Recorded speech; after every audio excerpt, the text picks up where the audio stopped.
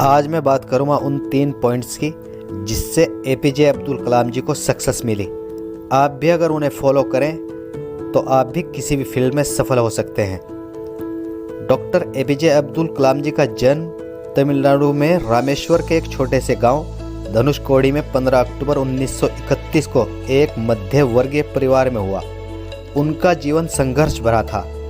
उनके पिता नाव चलाकर पालन पोषण करते थे। वे भले ही गरीब घर में पैदा हुए थे, मगर उनका बचपन से ही सपना था कुछ बड़ा करने का। वे सीखने को हमेशा महत्व देते थे। उन्होंने गरीबी के कारण पढ़ाई के साथ साथ अखबार बेचकर अपने जीवन की शुरुआत की। जो कि उनके पिता जैनुलाब्दीन के पास ना ज़्यादा पैसा था और ना वो ज़्यादा पढ़े लिखे थे, मगर एपीजे अब्दुल कलाम जी के सपने बड़े थे।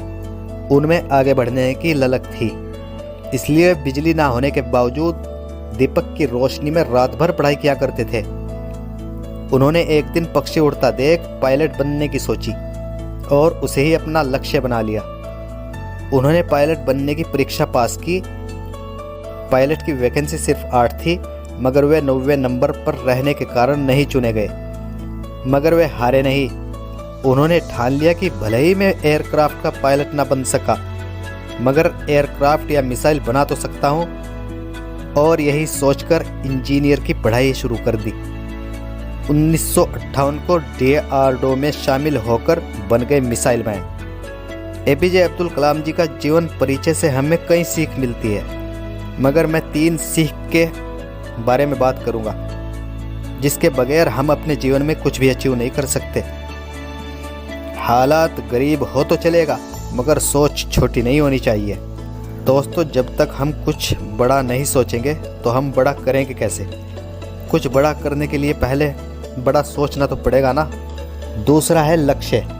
दोस्तों, जब तक हमें अपनी मंजिल का पता ना होगा तो हम पहुंचेंगे कहाँ, इसलिए हमारा लक्ष्य होना बेहद ज़रूरी है।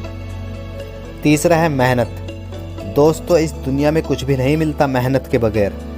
हमने बड़ा सोच भी लिया, लक्ष्य भी बना लिया, मगर उसमें एफर्ट नहीं डाला, मेहनत नहीं की, तो बताइए कैसे सफलता मिलेगी?